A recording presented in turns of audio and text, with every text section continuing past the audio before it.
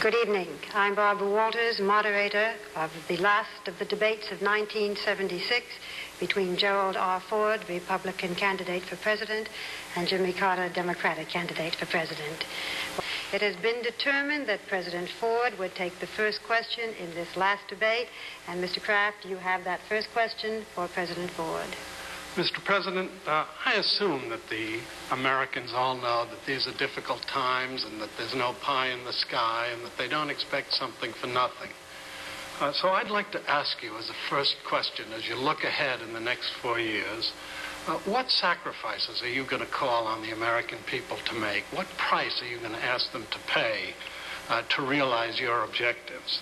Let me add, Governor Carter, that if you felt that it was appropriate to answer that question in your comments as to what price it would be appropriate for the American people to pay for a Carter administration, I think that would be proper too, Mr. President. Well, Mr. Kraft, I believe that the American people in the next 4 years under a Ford administration will be called upon to make those necessary sacrifices to preserve the peace which we have.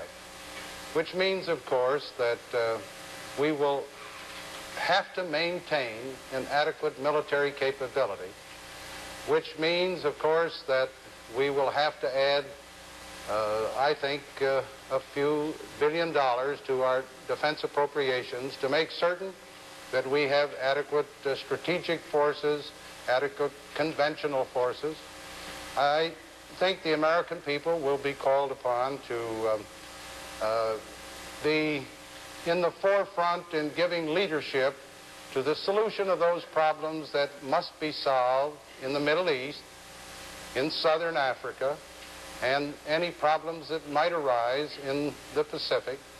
The American people will be called upon to tighten their belts a bit in meeting some of the problems that we face domestically.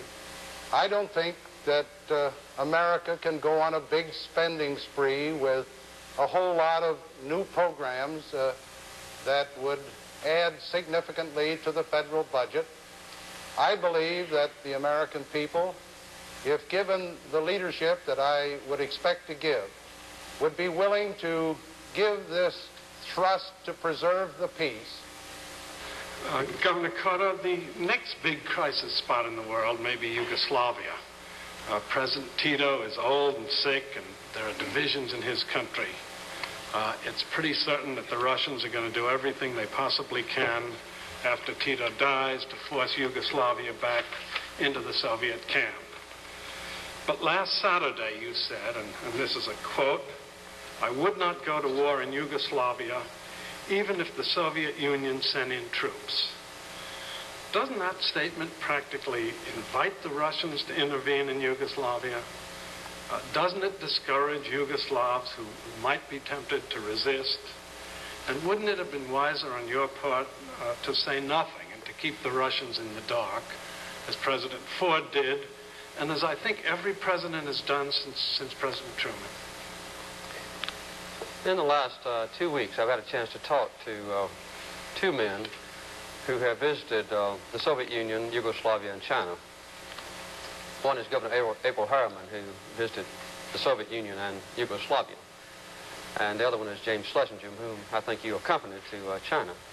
I got a complete report back from those countries from these two distinguished gentlemen.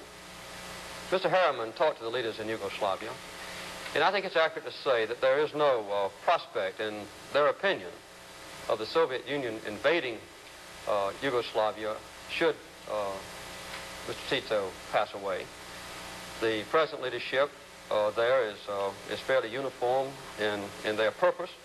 I think it's a close-knit group, and I think it would be unwise for us to say that we will go to war in Yugoslavia if the Soviets should invade, which I think would be an extremely unlikely thing. I have maintained from the very beginning of my campaign, and this was a standard answer that I made in response to the Yugoslavian question, that I would never go to war or become militarily involved in the internal affairs of another country unless our own security was directly threatened.